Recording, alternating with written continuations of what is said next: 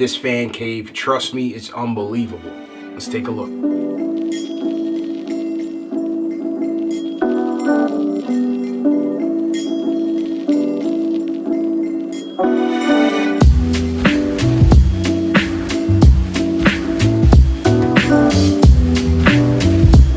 CP, how we doing? Good, man. Welcome to the Nook. Welcome to the Knicks Nook. Cave. Here it is. So we'll start in the hallway here. Got my collection of Sports Illustrated, signed by each, going back to the 70s. You got your Bradleys, The Busher, the Human Eraser, for God's sakes. Marvin Webster, Clyde, Jerry West. Jerry West. It's May Keeps 7th, going. 73. Right now. This Starks one is dope, right? Starks is great, one of my favorites. Autographed. We got the Bomb Squad, all represented here. And the interesting fact about that is they were known for the three-point shot. And if you remember, I think they had like 100, 118, 20, something like that. Threes that year. Yeah. I mean, the Warriors do that in what, a week? Yeah, the Bomb Squad was ahead of its time, man. Yeah. Rick Pitino, you had Johnny Newman, Yeah. Mark Jackson, you had Trent Tucker, you had young Rod Strickland. Yeah, you know young what I Rod mean? Strickland. And then you had Patrick Ewing, man. Yeah. Patrick Ewing could have played in today's NBA. And the versatility that he had, even in those days, offensively, I mean, the Bomb Squad was incredible. Incredible. All right, so let's take a look at some of the jerseys, man. So obviously, we're starting off with the big fella. Captain. Got to start with Patrick. Only right. So we got that, but while that's not game worn, we'll start with the jerseys. So this is just like, I mean, I've collected so many jerseys over the years, I don't even know what to do with them. So I just pulled out a couple of ones I thought would be a little bit more special. Yeah. You got your John Starks, This is All-Star. one of my favorites, man. This is the one I think you promoted once upon a time. Definitely, man. Not a game worn, but this was done by, back in the day, I was telling you about Jerry Cosby. Jerry Cosby was the store that used to be under the Garden, and they used to actually do the jerseys for the Knicks before all these other companies came along. So this was one, I remember right after the All-Star game, they were numbering these things up, and I just grabbed one because I was a big Starks guy. So, Nice. So that's that one. Later got it signed. What else we got? We got Oakley. This is game worn. Oak. I don't remember when, but the this. home whites is so crispy, man, and always harder to get. I mean, you got to bring the guy back into the Garden. Oak has got to come back home, man. But yeah, so that's got Oak Tree. Nice. We still love you. We still love you. You got LJ, game worn. Yeah, these 50th anniversary This is the 50th ones are anniversary. nice, man. They're nice. These Gotta bring are them nice. back. These are Gotta bring them back. man. There you go. You got the LJ. Autographed by LJ. LJ. 50th anniversary year. Now this is my guy. I like this guy. This is one of the guys I know. Rory Sparrow. This is Rory one Sparrow. of your guys, man. One of my guys. He's the guy feeding Bernard. Number 2. So And this then is you a Cosby. Yeah, there's the Cosby. This is a Jerry Cosby Yep. original. Got Rory to sign No it for me. longer in business. Rare jersey. Rare jersey. Autographed by number 2. Now Cosby's still Rory around. Sparrow. You just have to leave the Garden, and I think it's on 32nd. So they maybe? still make jerseys? Oh yeah. Oh, no, not for the Knicks, Okay. but they're a jersey Right, maker. right. They're a jersey maker. Okay. What else You we got here? got your game worn Patrick. Now the not fan signed. base is still waiting for the Knicks to release these jerseys, the 9-7 jerseys. I loved it with the black down the Yep. stripe. I don't know if they're gonna bring them back out, man. but Maybe one this is day. heat, man. Maybe This one is day. heat, yeah. And then you got your Melo. This I think we Yeah, got that from one, the Melo. team. This being a season ticket holder, I think they gave these to us. I liked how they put the this Knicks logo at the top. Yeah, like that. that's nice. I did like That's that nice. one. Yeah, man. But I got a million other jerseys, and I can bore you to death with them. But yeah, so those are some of the better ones. Nice. Moving over here, what can we say about the dunk? I think it speaks for itself. Classic, and this is autographed by John. Autographed by John. Late Anthony Mason. Rest in peace to Mace, That's man. it. What was your impressions of Mace? Quick story on Mason, with another Knick event that I went to. Fantastic guy. What I remember most about him is I was with my late grandfather, who I was really close with, and my family, and they had all the Knicks stationed at all the different tables, and it was like an autograph sign. I said it earlier in the interview where you brought the ball around, kind of thing. So after their, I think they have an hour obligation, so you get on the different lines. So there'd be a table with like Hubert and Mason and Ewing and whoever and Oakley and whatever. So I remember going around the whole room and the time was up and everybody kind of left the room. There's like a lot of people there. Mason was the only guy who stayed and signed every single thing Nice. for everybody. And I remember my grandfather getting online and I was like, why are you, he goes, I want to be last. And when he got to the end when he finally got up to Mason, he should his hand. He said, I just wanted to thank you for doing what you did. So Nice. He was really special guy. New York. Special I mean, guy. We definitely miss him. 94 finals, took this from the team store.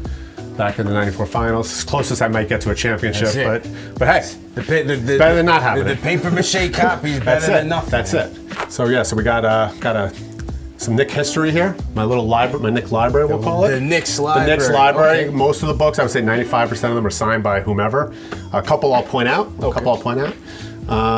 start with Holtzman. So Legendary Red Holtzman, who's from Long Island. Right, so he was kind enough to sign this for me. To Chris, a true Knicks fan, Red Holtzman. There you go. So you got man. that. You got That's that. legendary. And then you got the polar opposite book. Then you got to go. Then you move over to Barkley. Now he's not a Knick, but I am in the sports and entertainment industry. And one of my coworkers at the time did an event with him. And at the time he had this book out, and he had kind of a gag gift for me. He had Barkley. Typical Charles. Had Charles signed his name. We know he likes to bash the Knicks a little bit, right? Oh, he loves it. Stop it, Charles. If you're listening, stop it. He lives for it. All right, so anyway, so Charles, to Chris, what about the Knicks? They suck. There you go. Thank you, Charles. I already know. You can't forget that one, man. And then you got your other ones. You got crazy. yeah. So what else we got? We got my son's first game and my daughter's first game. Ticket stubs signed, both by Frazier. This is legacy right here. Legacy. We'll This pass. starts their caves. So this starts their caves. This is where you start. Nice. So her first game, his first game. I got to get a frame. Yeah. What else we got? We got a piece of the floor, Bernard. This was 60-point game. 60-point versus the game. Nets, Christmas Day, 1984. Bernard King. So you this go. is from Madison, the Yes, court. this is the Madison championship Square court. This is the court he played on and had him sign that. So that Nice. was kind of cool. Even though they lost, it was still Christmas, right? You have the Starberry. Got the Starberry. Come on. Yeah, $15. $15, man. With the autograph, it's man. what does that bring the value up to? Would you play basketball these right now? Probably Might not. break your Probably not. ankles Probably not. immediately. Probably not. Yeah, but But- shout out to Steph for having that, Yeah, so we got for the that. community. Well, what do we got going on here, man? Let's move. Let's move on. Let's move on. Let's move on.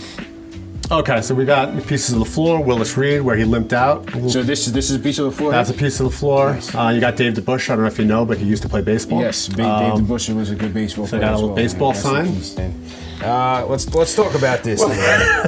Well, this is your choking. If you're choking, you need to have some sort of. I think every place you could potentially eat should have one of these. You were at this game. I was at this game, and I remember what I remember most about it is this was the game where he hit what was it? So that's 7 points in 9 seconds or Yeah. something. And yeah, so I remember putting on. I thought it was out of hand. We were all putting our jackets. It was game one, putting our jackets on, talking about game two. Half the building was already leaving, and then it happened. Oof. And I just like the air in the building. He fouled. I think it was Greg Anthony, man. He fouled him, and then he looks over at Spike. And, that was just painful. Tough. It was tough. Painful Reggie was. He was tough. Reggie was one of those guys who really. You know what? I could probably attribute some of him to me being the fan that I am today too. Hey, you have to have your enemies. You have to have your enemies. The enemies. You got your were as Jordans. You got much- your Tim yeah, Hardaways. yeah. You got those guys. I mean. Yeah, they probably helped fuel who I am today. I agree, man. Yeah. I think it definitely contributed to the emotions. What's Batman without the story. Joker? That's it. What's Batman That's without it. the Joker? The storylines of the game. The That's enemy it. certainly contributed to That's it. it. So you got some of your signs here. A lot of the giveaways that they used to do, the headshots. This is my favorite one, right Reggie here. chokes. Yeah, that's special. Yeah, That's special. special. You got your game sevens here. We'll just open this up real quick. We'll give you. It's a lot of mess here, but we got your jerseys, your Mellow when he Shooting first came. jackets. 94. Oh, man, this is beautiful, man. Pull that one out. I had a couple patches added to the Mitchell and Ness, the finals patch. Nice. I think that was for 99. Someone was that. I don't remember. Somebody passed and they added that. We'll throw that one out there for now.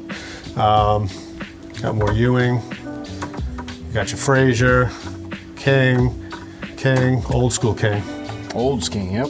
Got more Mason. Nice. Hey, we'll skip through that. Skip that. It's probably a good place to start. It goes on and on. We can go here all day, but you got your pennants. That one came back for me from Houston. Okay. And then you got the chairs. You got the So chairs. tell us about these chairs. So this I got from a collector. I think it was. I think they were called. Gotta Have It. It's in New York. They're really big on a lot of, really like crazy Vintage stuff. But yeah, you could see This goes back to like 1925. So this is from the original Garden, 1925. So you got your Rangers Stanley Cup in 1940. Well, it actually goes back to 27. The Knicks debuted against the Chicago Stags in 46. Joe Louis fight against Rocky Marciano, and it goes on. But yeah, so these are pretty vintage. Nice. Yeah, good piece. Got your coffee table book. What's a coffee table? George Kalinsky, the famed photographer for the New York Knicks. So he signed it along with Red Holtzman, Earl Monroe, Bill Bradley, Dean Meminger, the late Dean Meminger, Clyde DeBusschere, Clyde, Reed. Nice. And then we display it on our, Steiner had this piece put out. This is a piece of the floor before the renovation. So not the championship floor. Okay. But this is when they renovated. So this is the most recent renovation champion. Yes. Far from championship floor. Far from championship. Let's be clear, it's far from championship floor. Turmoil, drama, drama floor. Yeah. Drama happens on this table. Okay. You got your hat collection here? Got my hat collection here, and I have one for you. I know you give all these hats away. Nice. You got a new hat that we can...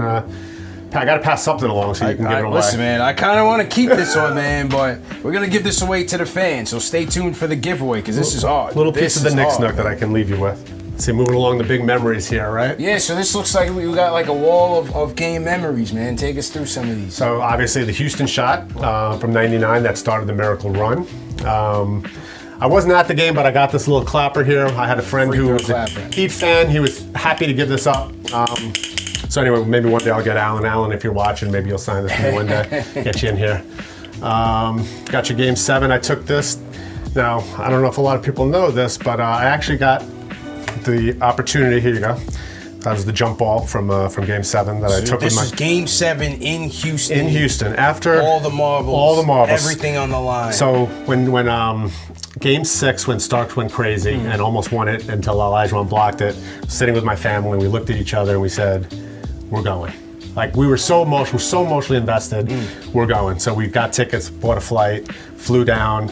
I got upper levels of expensive tickets still back then. And who am I sitting with? When I get to my seat, I had Tony Starks, his brother. John Starks' brother during the incredible. The 2 for 18. Then you had I took this picture with his mom and, I think, late mom and grandma. His mom and his grandma, wow. Right there. So I was sitting with them, and I remember you said you have this sign. I'm going to need one of those. Yeah, I do have that all about soul. That's mine. That's mine. I don't think it made it back. So this is Chris sitting here with John Starks' family as he's building a brick house. Yes. To lose That's the finals, the brick house. Oh, man. They look happy there. I don't know if they were that happy, but I do remember them. They were very supportive, standing, cheering. They were saying, "We love you, JT." I mean, that must be his nickname to them. I mean, how did you feel sitting there, man? You know, Tony Starks, I remember his brother was very focused. He didn't talk much. He was just like about the game. They were very cheerful. I was struggling with it. I mean, it was tough, you know, because I'm a John Starks guy. So, you know, it brings up a great question that everybody talks about is, you know, do you pull him or do you play him? A lot of people wanted Rolando Blackman. Yeah, and you know, it's funny. I'm one of the few that actually believe that you roll with Starks. I mean, as bad as he was, he's the kind of guy who can go 2 for 18, but hit that last shot. But yeah, it was hard. He was a streaky player. He was a streaky player, and you've seen it before. He would come through. You know, hindsight's 20/20. Who knows? So I met Harper and I met Rolando, and Rolando, they were the nicest people, and we started talking about it. And Rolando actually turned to me and he told me a funny story. He said, you know, I was ready. We talked about that moment, and he said, I was ready to play. I'm a veteran. I had the best history against this team. It was frustrating that I couldn't get in. Starks needed a break. He wanted to give him that break. And I remember he said, after the game, Riley apologized to him. Wow. That's what he told me. So I don't know. Take it for what it's worth. That's what he told me. But yeah, so that was kind of a tough game. Man. Tough game. There's no way around it. And you got your championships here. Oh, glory, man. You know, another Kalinsky. Absolutely. Kalinsky. I mean, this is what towels. I remember as a kid, man. When you used to have these things waving around, nobody beats the Wiz. Come on, man. Yeah. These are classic days, man. Those are some of my favorite towels from the other. They used to give them every game, like they give you one. So I used to, I tried to make it. These are my personal banners, right? These are my little. That's it. That's all I got right now. Small victories. We'll take we're about small victories. Small victories. We got Melo. This was his first game. You were at this game? I was at this game. Wow. And that's a piece of the net. This was a Steiner piece. Nice. But yeah, so I got a little memory from that. That was my ticket stub. Tony Douglas. I was so hyped for this, man. You sent me the preview, the MSG preview video. It hyped you up, right? I still remember like it was yesterday. Yeah. I was so hyped for this moment. So great. Unfortunately, it didn't lead to much, but as a mellow guy, I was happy he came home. But we had that moment. We had that moment. These were from the Pacers series. One of them was crumbling apart, and you can't read it anymore. It's faded over the years, but it used to say Dog Pound. This was the pair he wore in the Pacers series. Oakley. Charles Oakley. Wore these in the Pacers Eastern Conference Finals in '94. And the Dog Pound, it was Oakley, it was Mason, everybody. All those guys. Went with the Baldy. Yeah. Those are the days. Those are the days. It's not like you came in black sneakers, the whole thing. Yeah, that was it, man. It was an attitude, it was a feeling. That was what the Dog Pound was all about. And that's the curse that we have. Those people who went through those '90s teams, that's what we're stuck with. That's why we can't leave. It's hard to get it back. And this is probably my favorite Knick moment in all of Knicks, is when he stood on the press table. The iconic. Like finally. Clinching. Eastern Conference Finals, man. Yeah, this was it, man. So that was pretty special. The captain embracing the faithful. Yeah. So that was like kind of a. That was where I was at. That was as close to a championship, I guess, as I'll ever feel. At least what the Garden would be like. And then you got this. This is probably of all the things in my room, I would say the chairs. Section 62. So Section this is 62. The original. These are not just the chair. So the story is this: is I wanted my chairs when they were renovating, much like Steiner was giving away the Yankee chairs. Yeah. They had the rights to do the Garden chairs. Right. So I called. So they took the chairs out and gave Steiner Sports. Yes. Steiner had the rights to sell all their chairs. Okay. So I called Steiner. I'm like, I want a pair. They were like $800 or some crazy thing like that. But I said I want my chairs. I just assumed I can get my chairs. So they were like, no, but we could put a little plate on it. We'll say. I was like, no, I want my chairs. I mean, it's 25 years. Yeah. My late grandfather, my grandmother, my kid. Just everybody has sat in these chairs. My friends. I said I'm not going to settle for an imposter chair. I wanted my chairs. So long story short is they couldn't do it. So I'm pretty resourceful, as you can see. I called the Garden. I got all the way up to I'm not going to say his name, but let's just say he was president level of the Garden. Big wig at the Garden, who was kind enough to call me back, and he too shared the same sentiment. He goes, I was going to try to get chairs, really nice about it. He goes, there's just no way to manage that. So I was so frustrated. I gave up. I was like, you know what? I don't want it. And for me to give him up, it was really tough. I was just like, when you see this room and this was like a centerpiece for me. Yeah. So I was like, I finally decided, you know what? I'm just going to walk away. 2 weeks later, I get a call from the president. And he goes, we did it. We got your chairs. And I was just like, floored. I was floored. Nice. And not only that, but I bought them directly from the Garden and did save myself the markup of a Steiner Sports. These were classic seats, man. I remember coming to these Knick games, Ranger games, the circus, Ringling Brothers, wrestling, all of that, man. This was classic MSG when you walked out, into the arena. And we had the aisle seats too. Like this would be my mom's chair. Yeah. This would be my chair. This was on the aisle. And then there was a bar right here, so it was really nice because not only did we have the aisle, but people couldn't walk through. Yeah, kind of. Which was really nice. It was like a little cut. personal seat. Nice, man. So moving on, you got the 4-point play, and whenever I'm feeling down and out, and it's tough, you just go like this.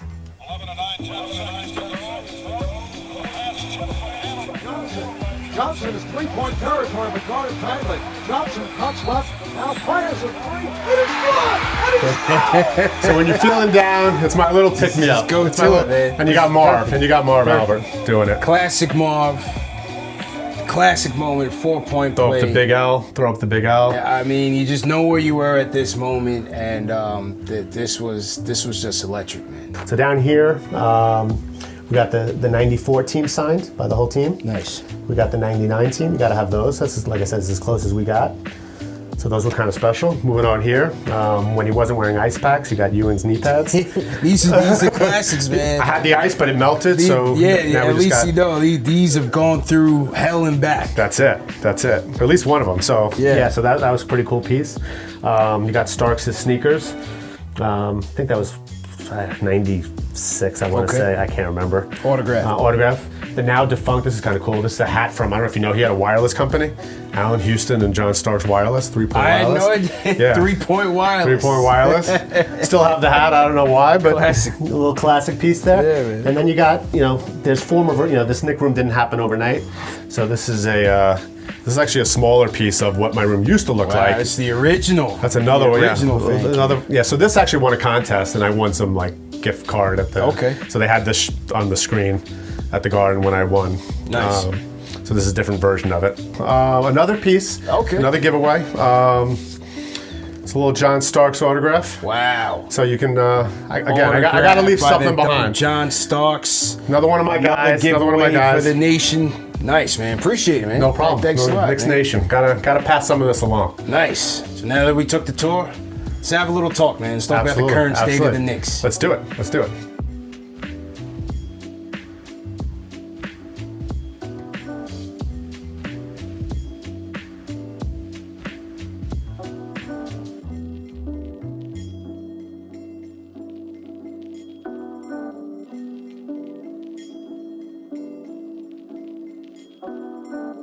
Welcome to the cave. Yeah, no doubt, man. So, 34 years season ticket holder. What's the history behind those season tickets? Well, we've had season tickets since 86, 87. We've always had two back to the old Garden. And yeah, I would go with my mom and my father.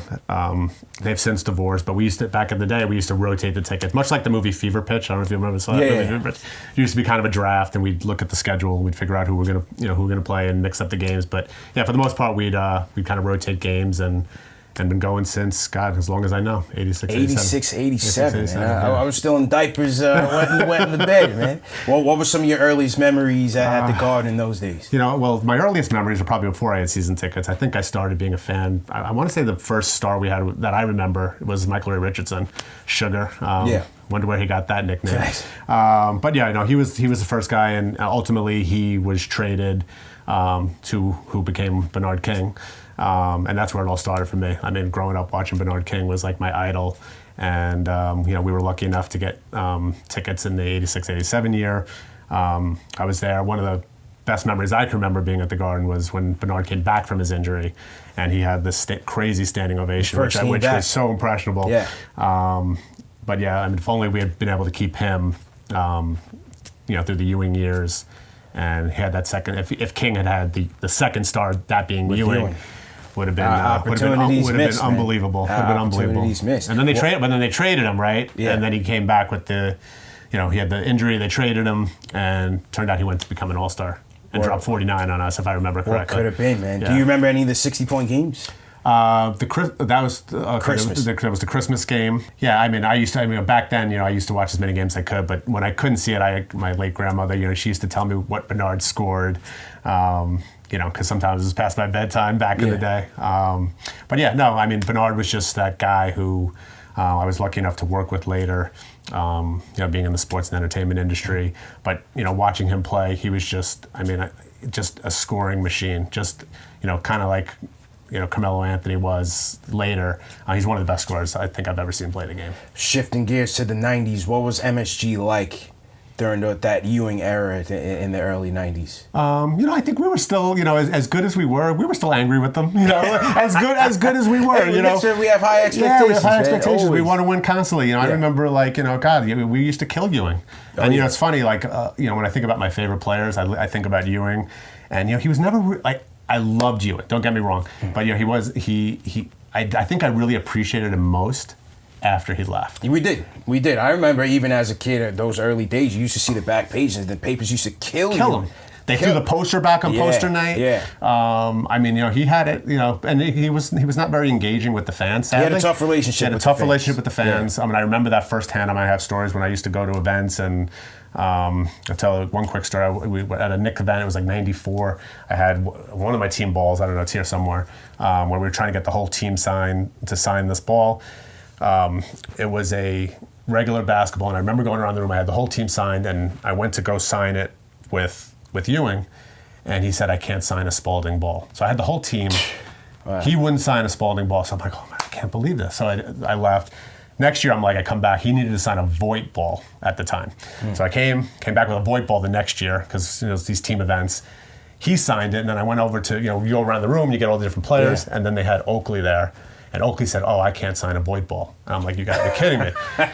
And then he looks at me. Oakley looks at me holding the ball, and he goes, It's Oak. Come on, Oak. And Oak signed it, so Yeah, it was kind nice. of a funny story. Nice, kind of a nice. funny story. That's But that was his unfortunate, relationship with the fans. It was kind of a weird one. I think that he was a polarizing figure, but you're right. I think the love is back now. Big time. Now that he's not there, because there's no centers like him anymore. Yeah, it's just a different game. They don't make him like him, man. I think my earliest recollection of that was because he was Jamaican. Right. And growing up, my family's from Jamaica, so growing up under a Jamaican household, any type of athletics, any type of endeavors that Jamaicans in, whether it's education, business, athletics, you always support them with 100%. Yep. So with Ewing now, that was my earliest recollection of basketball was just, Channel 4, NBA on NBC's, the Sunday matinee, the triple header, Knicks would be first. It'd be Knicks Bulls, Knicks Celtics, Knicks Pistons, and just the emotions that were invoked from those games. It just made me fall in love with the Knicks, I look back at him, the ice on the knees and the towel and he carried himself up the court. I mean, he was just a true warrior. He put it all on the line for us, man. And unfortunately, we're in 2020 now, and it seems like since we traded the captain in 2000, we've just never been able to recover. How do you, as a season ticket holder, through that era, you went through the Marbury section. Well, first, the end of Houston Sprewell. Houston got the $100 million contract. Couldn't move faster than the snail.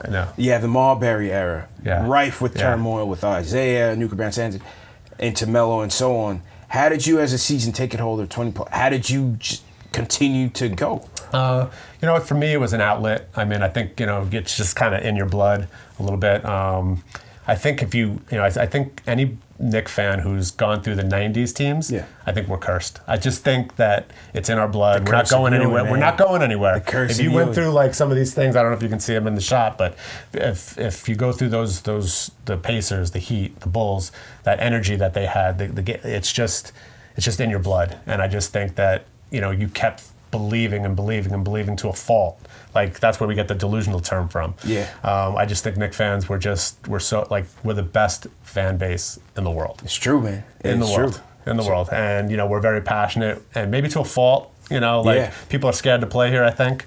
It takes a special person. I mean, that's why, I know people give Melo a lot of, there's depending on what side you're on, he wasn't the perfect player for us, but he was such a, he embraced it, and I think that's why he'll get some love. That was a tough era. I mean, as we close out the decade, that decade was characterized almost by Melo for the most part. I mean, 100%. He spent quite some time with the Knicks. Obviously, there was the whole summer of LeBron and chasing that, and after we flopped there, then you bring in Amari. What was it like at the Garden? Amari had a hot streak before Melo came in, man. They ran him to the ground, but what was that like? Amari came in MVP-like. He played great. I remember when we got him, I mean, he was obviously the Knicks. I feel like when they struck out on LeBron, they probably felt such pressure. They felt the pressure to do something, and I think Amari kind of, fit that bill. From what I understand, I think there was an insurance policy on Amari, if I remember correctly. They didn't get the insurance policy. They didn't get it because they knew. I'm not going to mention names, but I know somebody an NBA source, if you want to call it, who used to tell me little things, and my understanding was Phoenix knew his knee was not going to hold up over a couple years. His days were numbered. His days were definitely numbered. And it started with the Knicks, so he was probably happy to take that money. I was kind of happy to have him at the same time because he re-energized the fan base. He did. So I thought he played great, but it wore on him over the years, so it never really worked out. Melo just returned to the Garden as a member of the Blazers. They could keep asking him about the Raptors question about jersey retirement. Give me your takes on this, man. Should number 7 go up in the Raptors? But just because I liked Melo, I do see the faults he had. The things I loved about him is I was fortunate enough to meet him once or twice. He was great to my kid. I remember trying to get something signed we had the security guard standing there, one per person, whatever. My son had 2 things, and he was like, no, you give it to me. And he was just the kind of guy, and I've heard other stories about him where he's a really good person. It just, the ISO ball, some of that stuff was, but he shouldered it, and but The Raptors is a different thing. I mean, where's the bar on the Raptors? Different thing, man. It's for excellence. It's for excellence. And It's Melo for was my favorite player to this day. Right. You know, Melo's my guy on and off the court. Like you said, I've heard many stories about him just from a personal standpoint, how he gave back to the fans, and it really goes unnoticed sometimes. You can't just give that away. You can't just give it away, man. There's not enough. Just wasn't enough wins. That's exactly what it is. It's just sadly there was just not enough wins to warrant putting your number up there. If he gets us to the Eastern Conference Finals with Knicks tape, listen, if he's going to go up there, you got to put King up there first. You got to put right? Bernard up there first. I mean, if we're doing that, I'm not even sure. And I love King. You know, so he's since become a Hall. I was on the fence too about King because he had 2 years. It's not a lot of time. It's not a lot of time. Now he felt like longer because he was hurt, and back then the injuries, you know, it took 2.5 years for him to come back. It was a big deal. Then now they just kind of, I don't know, use a little machine and they're back. That's it. But back then it was a big deal when he came back, and you know, I just think like if he had a longer career, I mean, I would consider King now, and believe me, he's my number one. I think he's probably. You think we should maybe lower the standards a little bit, and then because some teams do it, man. I know, some but teams I don't know. Have kind of lowered the standards That's saying nobody could ever wear that number again. Yeah. I don't think we should do it. I think we should keep it as is. You've heard Starks, you've heard Oakley. Yeah. I, as much as I love them, I don't think they're as deserving of it either. I think it has to be for excellence. But then you see a point guard like Frank Williams, was it? Who wore 30? Frank Williams. And I see that, and I'm like, I don't know. I mean, you got Randall wearing 30 now. So let's talk about the present day. And after 20 years of futile management, it seems like they're trying to build something here. Give me your thoughts on this current state of the Knicks, right? You know, the Knicks we don't know how to be patient, I think, is the big problem, because we had so many setbacks, so many things done wrong, so many things that set that timetable back so far. That we're just a hungry, like we're already giving up on the plan. Like when this team did the plan B, I will call it, when they got Randall and all those veterans, you forget it was designed to like have that flexibility in a year and then build pieces and so I kind of expected our fan base just gets mad. Yeah. Like they just want to blow it up. We're a patient bunch, man. We've been losing for 2 You got to be patient. We know Band-Aids don't work. I mean, how many more years you want to go? You hear like the Morris discussion. Like do you trade him? I love Morris. I another guy who I think brings the culture, brings all these things. I'm not going to give him away, but I would try to move him. Same here. I would try to move him. Yeah. Not because I don't love him, but I won't give him away just because I think he brings so much to the culture. But to make your team better and take that next step, he doesn't fit the timeline. Agree with you 100%. There's no doubt his impact on the youngsters, right? Even Mitch, Frank, RJ. He's a leader on this team, and I think he brings that toughness, that energy that we've sorely missed. And like you, I wouldn't give him away, but you have to do what's best for the Certainly don't let him walk away. No, and that's because he did everything we wanted. Exactly. Right? He came here. He's putting up. I mean, I had no idea he was this good. I mean, I think he's really good. But we got him with the. I mean, he probably knew it too, right? Although he says he wants to stay, but come here for a year, showcase yourself in New York. What better stage, and then go on to he deserves to be on a contender. I think so, and if we can get him to a contender and then bring him back. We can sign him to a larger deal on 1 year, maybe not a multi-year deal, but we can pay him a lot of money if he wants to go somewhere, play for something real, and come back. So I think it's something that and we'll see if he's real then. We'll see how. We'll see. Do you want to come back? Because we can do it that way. We'll see if he backs it up, man. I just think going forward, the focus still has to be on the youngsters, right? It has to be on RJ. It has to be. Frank has 2 more years of development here. What's going to happen after that? Kevin Knox. Mitchell Robertson, obviously. So we have to continue to see the growth and development of this team. What do you think about Mike Miller? You know what? I like Mike Miller so far. I mean, God, I think Fizdale's a great guy. I got to meet him once before. But he's making. It looks clear, right? I mean, the team's competitive. Probably every game except one. He makes adjustments. A lot of improvements. Yeah, he makes adjustments. He seems to hold people accountable. I think it's I'm not going to throw him everything just yet, but I think he should be considered for.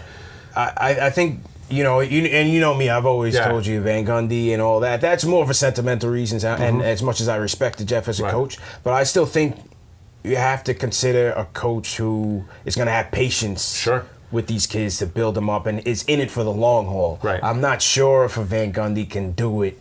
I think we need to keep that stability. He's got a TV gig. I mean, I sometimes I find myself saying Van Gundy would be perfect because I grew up in that era. Right. I know if Van Gundy's here, I know his head is good. He's going to be the hardest worker on the thing.